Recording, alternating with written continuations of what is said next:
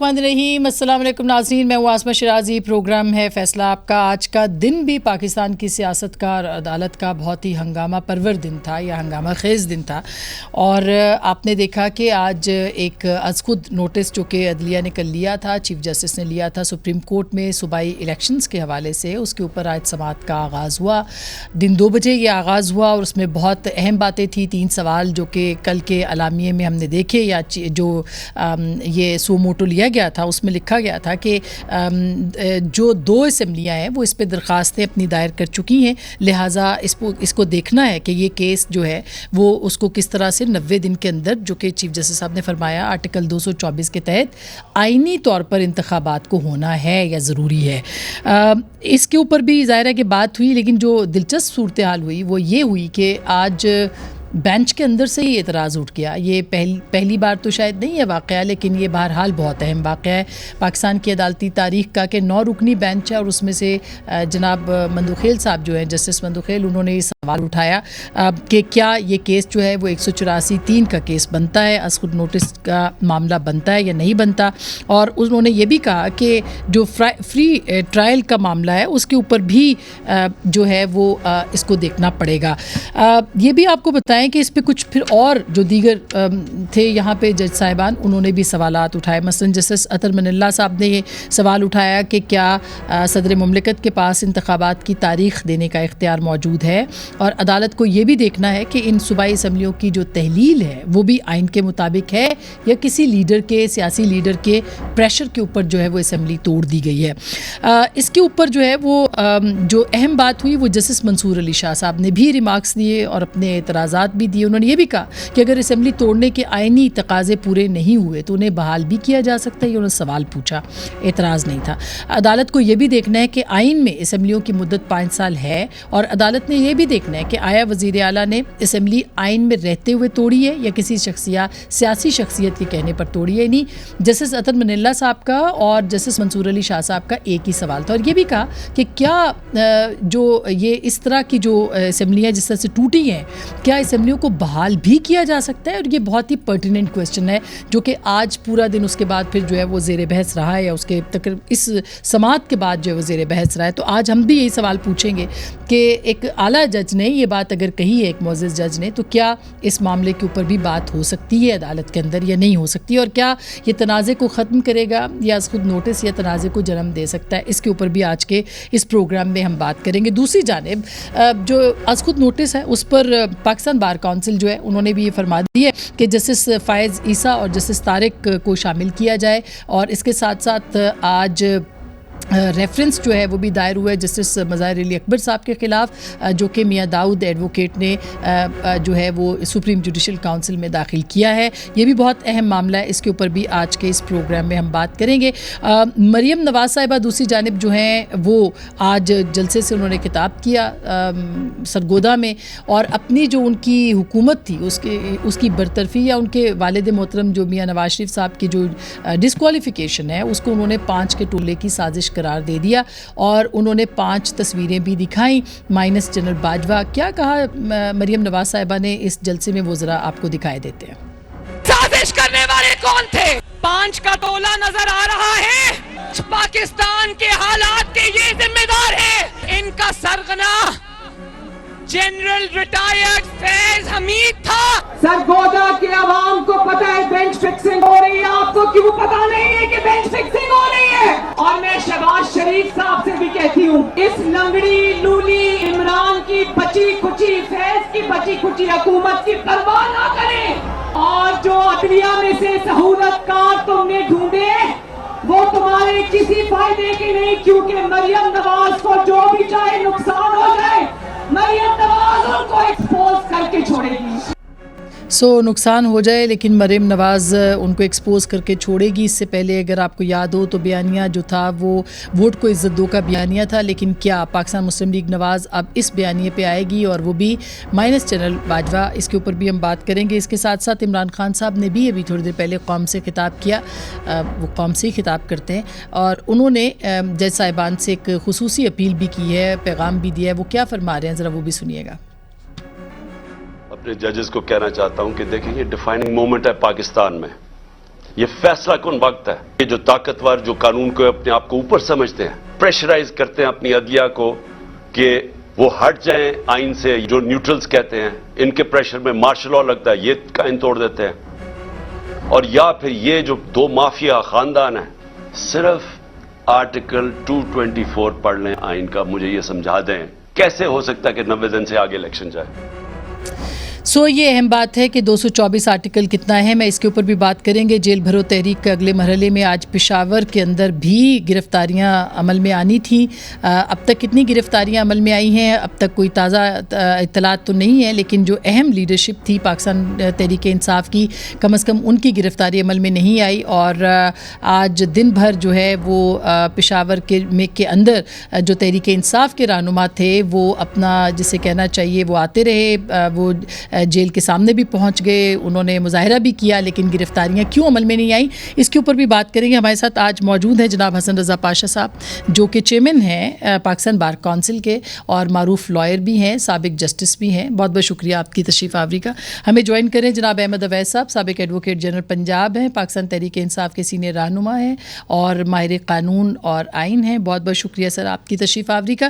ہمیں جوائن کریں جناب مظہر عباس صاحب, معروف تجزیہ نگار, سینئر صحافی, کسی تعارف کے محتاج نہیں ہے, وہ بھی ہمارے ساتھ موجود ہے. سب سے پہلے میں پشاور جانا چاہتی ہوں, ہمیں بیورو چیف فرزانہ علی وہاں پہ موجود ہیں, ان سے ہم پوچھیں گے. فرزانہ, یہ بتائیے گا کہ آج کیا ہوا پشاور میں, کس کس کی گرفتاریاں عمل میں آئیں, کچھ تھوڑا سا احوال بتائیے. آسما, آج پشاور میں آج کا دن جو ہے نہ صرف ٹف رہا بلکہ بڑا دلچسپ بھی رہا, جس میں ایسا لگتا ہے کہ خیبر پختونخوا کی جو پی ٹی آئی کی لیڈرشپ ہے اس نے کل لاہور سے بڑا زبردست قسم کا سبق حاصل کیا, اس لیے بہت محتاط ہو کر وہ چلتے رہے اور اپنی حکمت عملیاں جو ہے وہ کہتے کچھ اور رہے اور پھر اس کو بدلتے رہے. اور پھر جو معاملات ہمارے سامنے آئے وہ کچھ یوں تھے کہ 11 بجے 11:30 سلسلہ شروع ہوا. گلبہار کے ایک شادی ہال میں وہاں پہ پریس کانفرنس ہوئی, اعلان کیا گیا کہ اشنگری تھانے جا کر لیڈرشپ جو ہے وہ پہلے اور کارکن بعد میں جو ہے وہ گرفتاری دیں گے. جناب, جب ہم پہلے بھیج دیا گیا کارکنوں اور میڈیا کو کہ آپ ہاش نگری پہنچے اور مین لیڈرشپ جو ہے وہ آتی ہے, لیکن وہاں کھڑے کھڑے تقریباً 2-3 گھنٹے ہو گئے. بالآخر تقریباً 2:30 بجے کے قریب مین لیڈرشپ جو ہے وہ آتی ہے, ایک تقریر کرتی ہے اور پرویز خٹک صاحب اور اسد کیسر صاحب اعلان کرتے ہیں کہ ہم یہاں پر گرفتاری نہیں دیں گے بلکہ پشاور سینٹرل جیل جا کر ہم گرفتاری دیں گے. اور پھر وہ سارے کا سارا مجمع جو ہے وہ پشاور سینٹرل جیل جہاں میں اس وقت موجود ہوں وہاں پر آتے ہیں اور یہاں پر کھڑے ہو جاتے ہیں, نعرے بازی ہوتی ہے, کچھ لڑکے کود کر جیل کی دیوار کو پھلانگ کر گیٹ کو اندر بھی چلے جاتے ہیں جنہیں حراست میں لیا گیا. لیکن باقی جو کارکنان باہر بڑی تعداد میں موجود تھے اور لیڈرشپ تھی ان کو وہ بار بار کہتے رہے اور جو قیدیوں کی وین ہوتی ہے اس کے اوپر بھی چڑھتے رہے, فوٹو سیشن بھی ہوئے, نعرے بھی ہوئے, قیدیوں کی وین کی جو ٹائر تھے ان کو بھی پنچر کر دیا گیا. یہ سارا سلسلہ جو ہے کئی گھنٹوں تک جاری رہا اور آخر میں مغرب کے وقت تقریباً پرویز خٹک صاحب اچانک نمودار ہوئے اپنی صوبائی لیڈرشپ کے ساتھ اور انہوں نے اعلان کیا کہ خان صاحب کا مجھے فون آیا ہے اور انہوں نے کہا ہے کہ فی الحال آپ لوگوں کو پرامن منتشر ہونے کے لیے بتا دیں اور پھر میں جب دوبارہ کال دوں گا تو پھر آپ لوگ اکٹھے ہوں. تو یہ ساری تھی آج کی روداد. اچھا فرزانہ, اب یہ تو آپ نے بڑی دلچسپ بات بتائی کہ خود اور خان صاحب نے خیر کہا بھی کہ انہوں نے کہا کہ بس ٹھیک ہے آپ ختم کر دیں اپنے خطاب میں. کتنے لوگ تھے جو بنیادی سوال پوچھا جاتا ہے اس پورے احتجاج کے اندر؟ تو جناب کتنے لوگ کی اگر ہم بات کریں تو جب سلسلہ شروع ہوا تو تقریباً 400-500 لوگ تھے, لیکن جب قیادت آ گئی, تقریریں شروع ہوئیں, وہ انہوں نے جب باتیں کی, اسپیچز کی اپنی اور پھر سینٹرل جیل کا اعلان کیا تو ہم نے دیکھا کہ کافی لوگ جو ہیں وہ پرویز خٹک کے ساتھ بھی آئے, اسد کیسر کے ساتھ بھی آئے. تو ایک بڑا مجمع جو ہے وہ چل کے یہاں سینٹرل جیل میں آیا اور کافی دیر تک وہ یہاں پہ موجود رہا.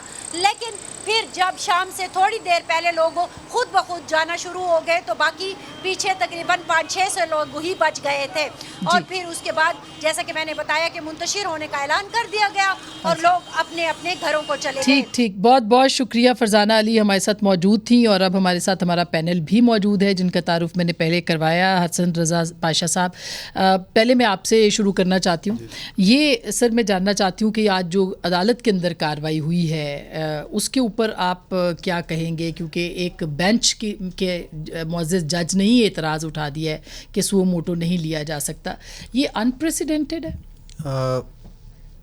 बिल्कुल एक लिहाज से अनप्रेसिडेंटेड इसलिए मैं कहूँगा, आप याद करें कि एक CCPO लाहौर तारक डोगर साहब, उनका कोई सर्विस मैटर था, उन्होंने अपनी ट्रांसफ़र पे ऑब्जेक्शन किया, एतराज़ किया, वो गए ट्रिब्यूनल में उनके हक़ में फ़ैसला ना हुआ, उन्होंने सुप्रीम कोर्ट में फ़ाइल की और सुप्रीम कोर्ट में 2 रुकनी बेंच था, ऑनरेबल जस्टिस एजाजुल एहसन साहब और मिस्टर जस्टिस मज़ार अली अकबर नकवी साहब। तो वो आर्डर मैंने पढ़ा, उसमें हैरानगी भी हुई हमें कि सर्विस मैटर में बेंच जो है, ऑनरेबल बेंच इस कंक्लूजन पे पहुंचा कि अपरेंटली नज़र आ रहा है कि शायद गवर्नमेंट जो है वो या election commission of Pakistan election कराने नहीं जा रहे। तो उन्होंने चीफ जस्टिस साहब को मैटर रेफ़र कर दिया कि सुओ मोटो इस पे ले लें। तो जनाब चीफ जस्टिस साहब ने उस पे कल ही शाम को 9 रुकनी बेंच बना के जो है वो शुरू कर दिया। एक बात आप ज़हन में रखें कि हाई कोर्ट में एक पिटीशन फाइल हुई, लाहौर हाई कोर्ट में सिंगल जज के पास, उन्होंने हेयरिंग की, ECP को भी बुलाया और वहाँ पे उन्होंने रिट अलाउ कर दी और उन्होंने ऑर्डर कर दिया कि इलेक्शन करवाएं ECP। फिर उसको चैलेंज कर दिया गया और वो मैटर जनाब अली बाकर नचवी साहब की सरबराही में 5 रुकनी बेंच ज़ेर समात है। अब आप बताएं कि वही मैटर इलेक्शन करवाने का 5 रुकनी बेंच लाहौर हाई कोर्ट का समात कर रहा है और क्या उसकी इस सूरत हाल में सुओ मोटो की ज़रूरत थी? इस पे ज़रा क्वेश्चन मार्क है। अच्छा, मैं अहमद अवैस साहब इससे पहले कि मजहर साहब से इसकी जो सियासी पहलू हैं उस पे आऊँ, मगर ये जो सवाल पाशा साहब ने छोड़ा है, ये कहा जाता है कि पहले शायद जस्टिस चौधरी की अदालत में ऐसे होता था कि हाई कोर्ट के मामलात उसमें होते थे और सुओ मोटो हो जाता था और एक तवील अरसे के बाद शायद अब ये हो रहा है। तो क्या ये बात दुरुस्त है और क्या ये लिया जा सकता है इस तरह से सुओ मोटो, और क्या जो एतराज़ हुआ है जस्टिस मंदुखेल की तरफ से वो दुरुस्त है? देखिए, बात यह है कि अभी पाशा साहब ने जो बात की है ना, वो थोड़ी सी इनको पूरी तरह हकायक शायद मालूम नहीं है। उसकी वजह यह है कि उस दिन जब ये प्रोसीडिंग हुई है कोर्ट के अंदर, ये डोगर साहब के केस के सिलसिले की, तो क्योंकि मैं उनका वकील था और ज़ुबैरी साहब भी उनके वकील थे, तो हम लोग कोर्ट में मौजूद थे, इसलिए फर्स्ट हैंड इन्फॉर्मेशन मैं आपको दे सकता हूँ। और क्योंकि ये पाशा साहब हमारे बड़े मोहतरम दोस्त हैं, ये क्योंकि खुद मौजूद नहीं थे, तो इसलिए वो थोड़ी सी सुनी सुनाई बात में वो हकीकत नहीं उतरी। मैं आपको ये बताना चाहता हूँ कि उस दिन असल में बात ये हुई थी कि ये एक ऑर्डर हुआ उनके फेवर में पंजाब ये फेडरल सर्विस ट्राइब्यूनल से उनको बहाल करने के लिए उन्होंने वो जो है वो सस्पेंड कर दिया, जो उनकी ट्रांसफ़र का और उनको सस्पेंशन का ऑर्डर था जी। और उसके बाद वो मैटर जो है दोबारा चेयरमैन जो थे एक्टिंग चेयरमैन पब्लिक सर्विस इसके फेडरल सर्विस ट्राइब्यूनल के, उन्होंने उसके ऊपर as if he was an appellate authority उन्होंने उस ऑर्डर को सस्पेंड कर दिया, which was absolutely without jurisdiction. इस मैटर को सुप्रीम कोर्ट में ले गए थे और सुप्रीम कोर्ट ने उस ऑर्डर को सस्पेंड करके पहले ऑर्डर को बहाल कर दिया था। दैट मीन कि डोगर साहब जो थे उनको CCPO लाहौर बाकायदा तौर पर इजाज़त दे दी गई थी सुप्रीम कोर्ट की तरफ से कि आप ही कायम रहेंगे यहाँ पर। अब उसके बाद ये हुआ कि इन्होंने जब ये केयर टेकर कैबिनेट आई, ठीक, तो इन्होंने सडनली उन सारी उखाड़ पछाड़ की और उनको भी यहाँ से निकाल दिया। इसके ऊपर जो है वो सुप्रीम कोर्ट में पिटीशन दायर की गई और उन्होंने नोटिस दिया इस बात का कि हमने जब ये ऑर्डर किया हुआ है और उस ऑर्डर के होते हुए ये किस तरीके से हुआ है, और उसमें उन्होंने एक शॉर्ट डेट डाली। उसके ऊपर हम भी, मैं और ज़ुबैरी साहब भी वहाँ मौजूद थे और वहाँ पे जब ये बातचीत हुई उनके, تو وہ کہنے لگے کہ یہ کیسے ہو گیا, کیا الیکشن کمیشن آف پاکستان جو ہے یہ سپیریئر ہے, یہ سپریم کورٹ کے اوپر ہے, اٹ کانٹ بی ڈن. تو اس لیے اس ضمن میں چیف الیکشن کمشنر کو بلایا گیا کورٹ میں کہ وہ بتائیں کہ کوئی آرڈر جو ہے وہ کیئر ٹیکر کیبنٹ جو ہے وہ بغیر اجازت الیکشن کمیشن آف پاکستان کے نہیں پاس کر. اچھا مگر سر چیف الیکشن کمشنر خود ایک آئینی ادارے کے سربراہ ہیں, تو کیا ان کو وہ بلا سکتے تھے ایک ایسے پولیس افسر کے سلسلے میں جس کے اوپر جس کی ایفیلیشن بڑی پبلک تھی چودھری پرویز الہی صاحب کے ساتھ یا تحریک انصاف کے ساتھ؟ دیکھیں نا, ایک آؤٹ رائٹلی یہ کہا جا رہا ہے کہ جی ان کے اورل آرڈر کے اوپر قانون یہ کہ لکھا ہے اس کے اندر جو الیکشن ایکٹ ہے 2017 کا کہ منہ زبانی تھا. سر وہ ان کے میرٹس پہ ٹھیک ہے, میں سر اس پہ بالکل آپ صحیح کہہ رہے ہیں. میں یہ بلکہ تھوڑا سا پوچھ کے پھر میں مذہب آپ کے پاس آتی ہوں. جو ابھی احمد اویس صاحب کہہ رہے ہیں وہ یہ کہہ رہے ہیں کہ ایک اورل آرڈر تھا, ایک منہ زبانی آرڈر کیا گیا تھا, اس کو چیلنج کیا گیا تھا, اس سلسلے میں چیف الیکشن کمشنر کو بلایا اور وہاں پہ یہ مدعا نکلا جس کے بعد اس کو پھر از خود نوٹس میں لے اور انہوں نے کورٹ میں آ کے کہا. جی انہوں نے جب ان سے پوچھا گیا, میں آپ کو ذرا وضاحت سے بتا دوں, انہوں نے جب کورٹ میں پوچھا جج صاحبان نے, ٹھیک, تو چیف الیکشن کمشنر نے کہا کہ جی میرا یہ اورل آرڈر تھا, ٹھیک, اور ہم نے بعد میں اس کی کنفرمیشن جو ہے اس کے بعد لیٹر آن اس کی کنفرمیشن ہم کر رہے تھے. اچھا پاشا صاحب, سر میں سمجھ گئی سر, اس وقت اورل آرڈر تھا. ٹھیک بات, جی سر. اس سے انہوں نے پوچھا کہ اورل آرڈر کوئی آرڈر ہوتا ہے, تو وہ خاموش تھے اس کے اوپر. بات تو وہی اس کے اوپر انہوں نے کہا تھا کہ دیکھیں. اچھا احمد اویس صاحب, بالکل آپ کی بات سمجھ میں آ گئی ہے. میں ان کا جواب اس پہ لے لوں پھر میں مظہر صاحب کے پاس جاؤں. جو آپ نے احمد اویس صاحب کی بات سنی ہے, بات تو وہی نکلی, سروس میٹر ہی تھا. میں سمجھا پتہ نہیں احمد اویس صاحب کیا بات اس میں سے نکال رہے ہیں. سروس میٹر تھا, سروس میٹر ہی گیا. دیکھیں ابھی جو آرڈر جو کانسٹیٹیوشن آف بینچ اور سو موٹو ایکشن لینے کی جو بات ہے وہ نوٹ رجسٹرار نے پٹ اپ کیا. اس چیز کو آپ دیکھیں کہ وہ سو موٹو نہیں تھا جی, وہ تو نہیں, وہ نہیں, اس کے بعد سر اس میں سے جو سو موٹو نکلا, میں اس سو موٹو کی بات کر رہا ہوں. یہ جو سر الیکشنز کے حوالے سے ہے جو کہ 90 دن کے اندر ہونے والا الیکشن, اس کی بات کر رہے ہیں. میں اس حوالے سے بات کر رہا ہوں کہ اس سروس میٹر میں آنریبل ججز نے یہ سو موٹو ایکشن لینے کا چیف جسٹس آف پاکستان کو لکھا. یہ اس آرڈر میں یہ موجود ہے. میں یہ عرض کر رہا ہوں, بات صرف اتنی ہے. آپ دیکھیں ایک پٹیشن جو ہے وہ اسلام آباد ہائی کورٹ میں فائل ہو گئی. اب بتائیں الیکشن جو ہے وہ KPK کا ہے, پنجاب کا ہے, اور اسلام آباد ہائی کورٹ میں فائل کر دی گئی. تو یہی صورتحال سپریم کورٹ پینڈنگ ہے matter. Honourable Lahore high court میں 5 ممبرز بینچ کر رہا ہے سماعت. تو میری تو یہ بات تھی کہ ان کو فیصلہ کرنے دیتے, پھر سپریم کورٹ میں آتے. سپریم کورٹ کے پاس مظہر صاحب آپ کو کیا لگ رہا ہے سر, یہ تو جو کچھ ہو رہا ہے, پولرائزیشن ہے, تقسیم ہے, اور انفارچونیٹلی اب اعلیٰ ترین اداروں کے اندر بھی وہ پولرائزیشن موجود ہے. مظہر صاحب دیکھیں, آسما ظاہر ہے دو وکیل اس وقت بیٹھے ہوئے ہیں, وہ مجھ سے بہتر جانتے ہیں ان ساری چیزوں کو. مجھے یاد نہیں پڑتا کم سے کم حالیہ تاریخ میں کہ ججز کے کہنے پر سو موٹو لیا گیا ہو. یہ تو ہوتا ہے کہ چیف جسٹس خود اپنا مائنڈ اپلائی کرتے ہیں, باہر سے ڈیمانڈ آ رہی ہوتی ہے کہ اس پہ سو موٹو لیا جائے, اور اس پہ پھر سو موٹو لے لیا جاتا ہے بعض اوقات. ہماری بدقسمتی یہ ہے کہ سپریم کورٹ بہت زیادہ میرا خیال ہے, اور خاص طور پہ 2007 کے بعد بہت زیادہ پولیٹیکل میٹرز میں اپنے آپ کو انگیج کر رہی ہے.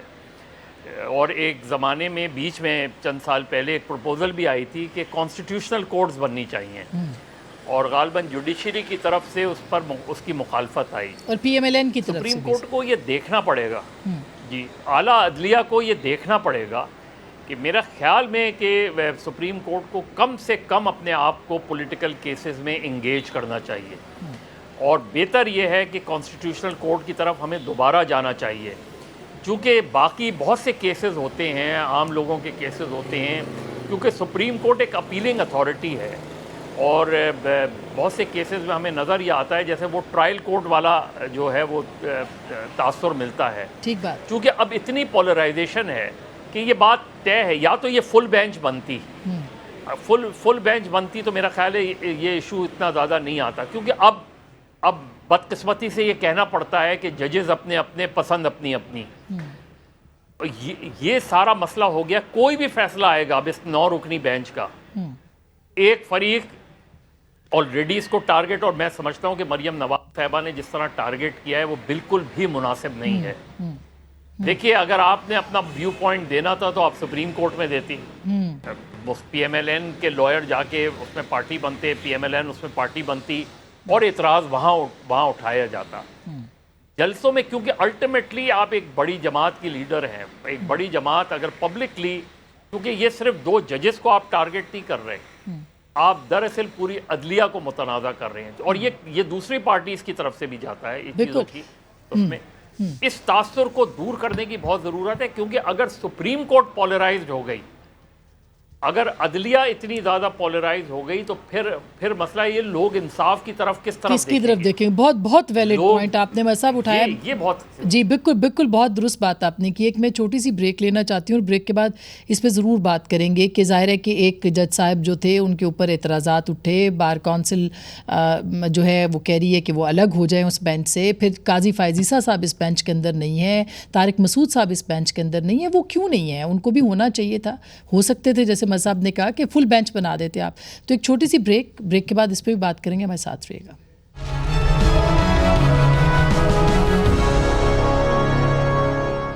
ویلکم بیک ناظرین، ایک دفعہ پھر آپ کو خوش آمدید کہتے ہیں. اچھا بریک میں ناظرین بڑی دلچسپ صورتحال کے اوپر شعر و شاعری چل رہی تھی، اور احمد اویس صاحب کے پاس تو دیوان ہے پورے کے پورے، مظہر صاحب بھی کم نہیں ہے اور پاشا صاحب بھی کم نہیں نکلے، تو بہرحال اس پہ بھی ہم آئیں گے. لیکن احمد اویس صاحب یہ جو اب دلچسپ بات ہے وہ یہ ہے کہ اب کیا ہوگا کیا، کیونکہ جو اعتراض اٹھا دیا گیا ہے اور جس پہ ہم نے چھوڑی تھی بات، اس میں مظاہر علی اکبر صاحب کا جو اسی کے جس پہ آپ سی سی پی او کا مقدمہ بھی لڑ رہے تھے، تو ان کی ایک آڈیو بھی آ گئی، اور اب ان کے اوپر سپریم جوڈیشل کونسل کا بھی معاملہ آ گیا. تو کیا ایسا نہیں ہونا چاہیے تھا کہ ان کو خود نکل جانا چاہیے تھا، بینچ سے الگ ہو جانا چاہیے تھا، مگر وہ تاحال وہیں پہ ہیں، اس پہ اعتراض ہو رہا ہے؟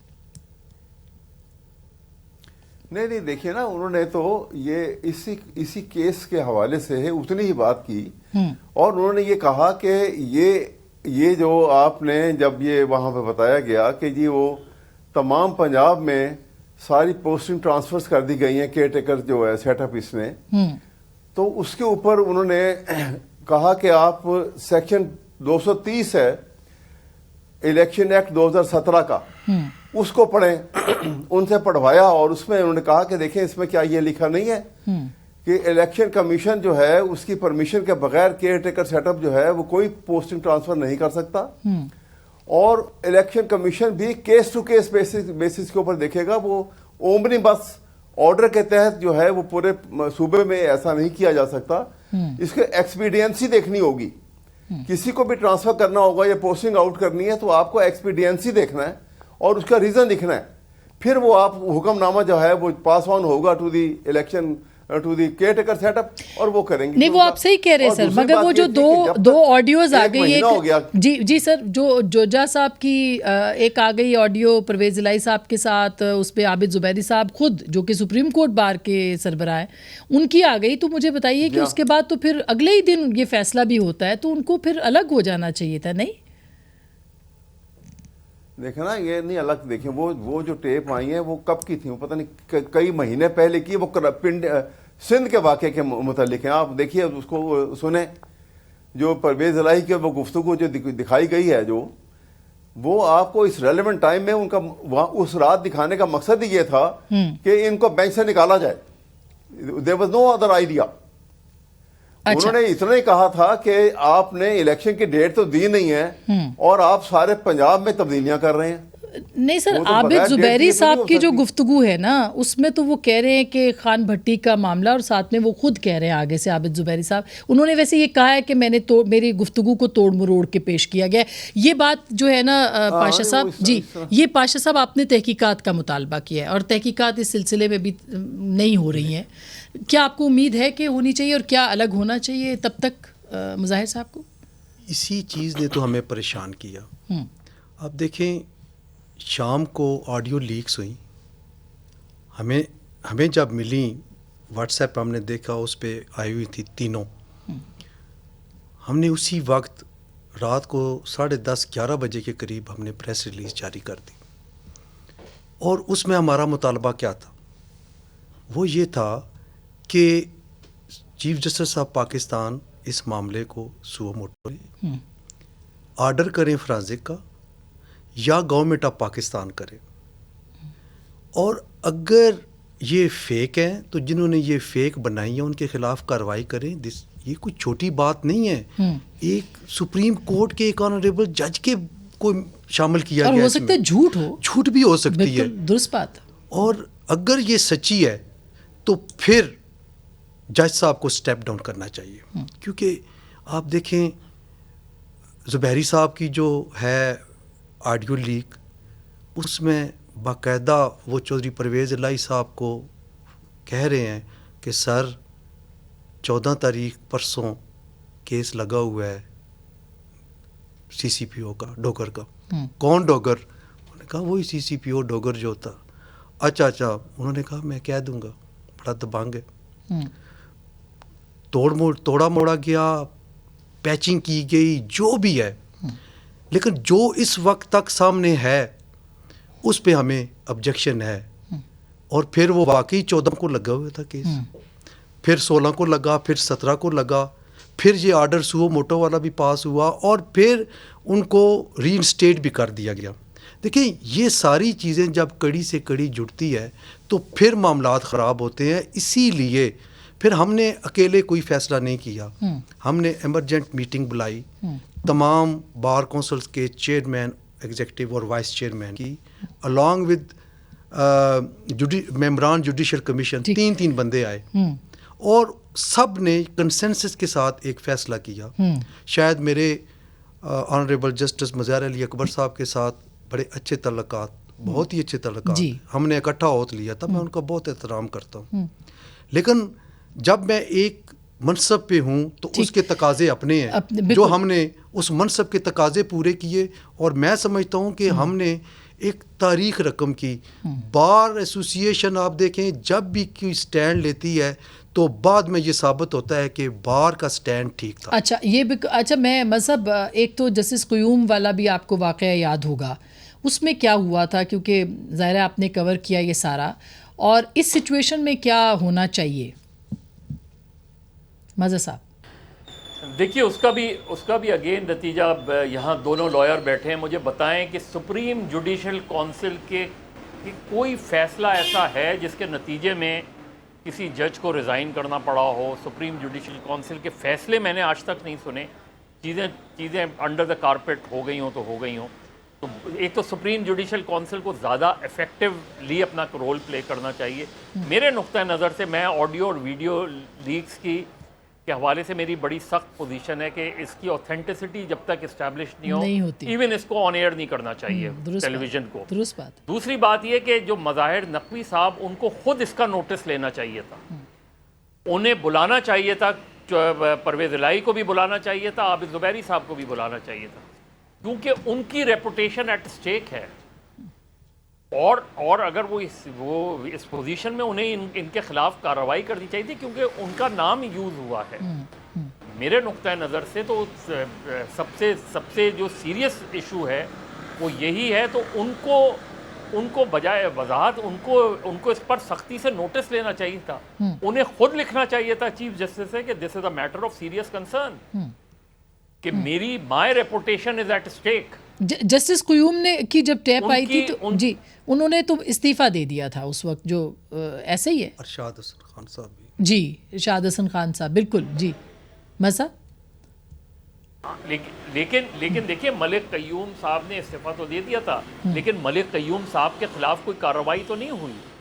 مطلب یہ بڑا سیریس میٹر ہے نا کہ آپ یہ ایڈمٹ کر رہے ہیں اور اس کے نتیجے میں اگر کسی کو ریلیف ملتا ہے یا کسی کو پنشمنٹ ہوتی ہے تو اس کا فیصلہ کون کرے گا؟ یہ سوال تو اپنی جگہ پہ موجود ہے. میرا خیال ہے کہ ہاں بالکل پاشا صاحب، میں کہہ رہا ہوں کہ بالکل مظاہر نقوی صاحب کو بھی جی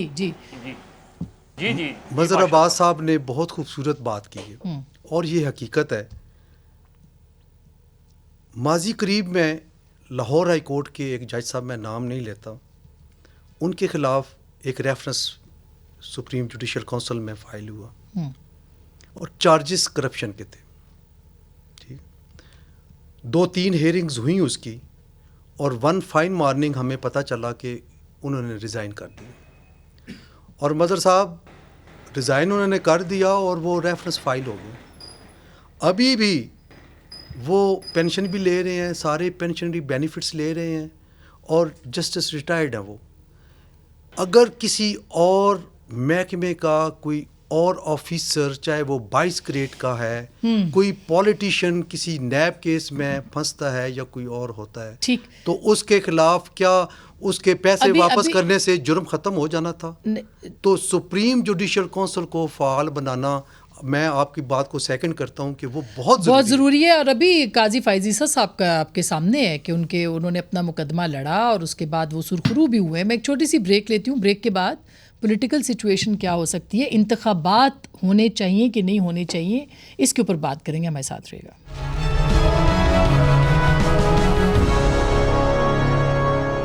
ویلکم بیک ناظرین, ایک دفعہ پھر آپ کو خوش آمدید کہتے ہیں. مظہر صاحب, یہ مسئلہ ہے الیکشنز کا. اب یہ سو موٹو ہو نہیں ہو, لینا چاہیے نہیں لینا چاہیے, یہ تو ایک الگ سے بحث ہے.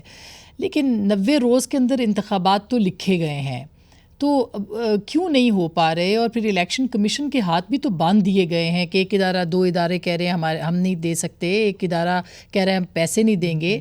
تو کیا لگتا ہے آپ کو, الیکشن ہوں گے؟ دیکھیے, الیکشن تو ہونے چاہیے اور 90 ڈیز میں ہی ہونے چاہیے. میرا خیال ہے گورنر پنجاب نے جس انداز میں ریفیوز کیا وہ بالکل بھی مناسب نہیں تھا.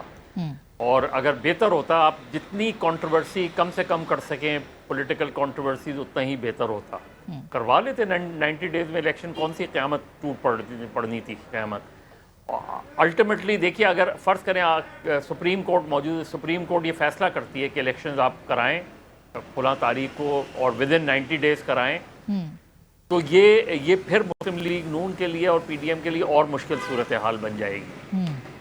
لیکن الٹیمیٹلی اگر آئین میں دیکھیے, آئین اس کا اگر یہ لکھا ہوا ہے کہ آپ نے 90 ڈیز میں الیکشن کرانا ہے, تو یہ بہت اسپیسیفک ہے, اس میں اف اور بٹس نہیں ہیں. لہذا یہ الیکشن کی مجھے لگتا ہے کہ الیکشن تو 90 ڈیز میں ہوں گے. اب اس میں ہو سکتا ہے کہ سپریم کورٹ یہ ڈائریکشن دے, جو بھی ادارے ایکسکیوز کر رہے ہیں انکلوڈنگ جوڈیشری, کیونکہ الیکشن کمیشن نے یہ بھی کہا کہ جوڈیشری بھی آروز دینے کو تیار نہیں ہے. جی بالکل ایسے ہی. یہ ساری چیزیں ہیں, ہمیں دیکھنی پڑیں گی ان ساری چیزوں کو. لیکن اگین پھر پولیٹیشنز پہ بات آتی ہے کہ الیکشن کمیشن کون تشکیل دیتا ہے؟ یہ لیڈر آف دی ہاؤس اور لیڈر آف دی اپوزیشن ہی تشکیل دیتے ہیں نا. تو پارلیمنٹیرینز کب کسی مناسب الیکشن کمیشن کو, اگر یہ یا تو آپ سوچیں, اپلائی کریں اپنا مائنڈ صحیح طرح, ایک مرتبہ اگر آپ نے کسی کو بنا دیا ہے الیکشن کمیشن, تو اس کو کام کرنے دیں. پھر ہر مرتبہ آپ فخر الدین جی ابراہیم سے لے کے آج تک اٹھا لیں, یہ سارے چیف الیکشن کمشنر پارلیمنٹ نے بنائے ہیں, پولیٹیشنز نے بنائے ہیں, بالکل صحیح بات ہے. لیکن چاہے وہ اچھے چیف الیکشن ایسا ہی ہے. لیکن احمد اویس صاحب, یہ تو مسئلہ جب تھا یہ CCI کے اندر گیا اور پھر سینسس کو بھی اس کے اندر لازم کیا گیا. 7-8 اس وقت خطوط لکھے الیکشن کمیشن نے آپ کی گورنمنٹ سے, پرائم منسٹر کو لکھا کہ بھائی ہمیں پیسے چاہیے, ہمیں اجازت دی جائے اور فیسیلیٹیٹ کیا جائے کہ ہم کام کریں, مگر نہیں کیا گیا. اب ظاہر ہے کہ اسی کی بنیاد کے اوپر وہ الیکشن کمیشن جو ہے وہ کیسے کرے گا. پھر وہ بھی ہے, ساتھ میں کوئی مدد بھی نہیں مل رہی. یہ 225 آرٹیکل ہے نا جو کہتا ہے کہ آپ الیکشن کمیشن کی معاونت کریں گے ہر صورت, آپ اس کو انکار نہیں کر سکتے. احمد اویس صاحب, دیکھیے بات یہ ہے کہ بڑی سمپل بات ہے کہ جس قسم سے ہیلے بہانے کیے جا رہے ہیں, اس کا لگتا ہے کہ جو پی ڈی ایم کی حکومت ہے نا, وہ کسی صورت الیکشن اب کروانا نہیں چاہتی اور آئین کو ڈیفائی کرنے پہ تلے ہوئے ہیں. جبکہ میں یہ سمجھتا ہوں, اور شاید ہر پاکستانی, جیسے ابھی مظہر عباس صاحب نے بات کی ہے, کہ ہمیں آئین کو سے منحرف نہیں ہونا ہے. ہم نے آئین کی پروویژنز کو اسٹرکٹ و سینسو اس کو قبول کرنا ہے اور اس کو امپلیمنٹ کرنا ہے. اسی میں سروائیول ہے پاکستان کا, اسی میں سروائیول ہے اس سسٹم کا.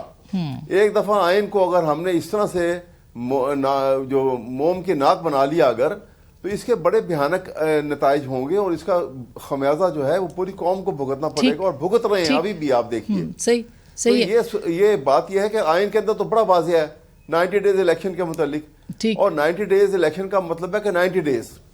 اب اس میں الیکشن نہ تو الیکشن یہ کمیشن جو ہے وہ یہ بات کہہ سکتے ہیں، کیونکہ وہ تو ایک سال پہلے پچھلے سال مارچ میں انہوں نے یہ کورٹ کے بلانے کے اوپر یہ کہا تھا کہ جی ہم 5 سے 7 ماہ کے اندر ہم تیار ہیں، سب کچھ کروا لیں گے. ٹھیک. اب تو وہ بہت لمبا. اچھا پاشا صاحب، آپ کو کیا لگتا ہے سر کہ ایک ظاہر ہے کہ ان کی صرف کہنا یہ چاہ رہا ہوں کہ یہ یہاں پہ اگر اس طرح سے اس کی تعویلیں نکالی گئیں کہ جی گورنر نے کرنا تھا، الیکشن کمیشنر نے نہیں کرنا تھا، پریزیڈنٹ آف پاکستان نے کچھ نہیں کرنا تھا. کوشچن تو یہ ہے کہ کیا 90 ڈیز سے آگے تو نہیں نکلے پریزیڈنٹ پاکستان نے؟ لیکن ایسا ہی ہے سر، لیکن کیا پریزیڈنٹ کے پاس اختیار ہے کہ وہ کرے؟ بات تو 90 ڈیز ہی کی ہے. ٹھیک، الیکشن اسکیجول دینے کے لیے، ڈیٹ دینے کے لیے. کانسٹیٹیوشن میں تو آرٹیکل 224 موجود ہے جس کے تحت 90 ڈیز میں الیکشن ہونا چاہیے، اور ہم کہتے ہیں کہ جو کچھ کانسٹیٹیوشن میں لکھا ہے اس پہ عمل درآمد ہونا چاہیے. یہ ہمارا پاکستان بار کونسل کا سٹانس ہے.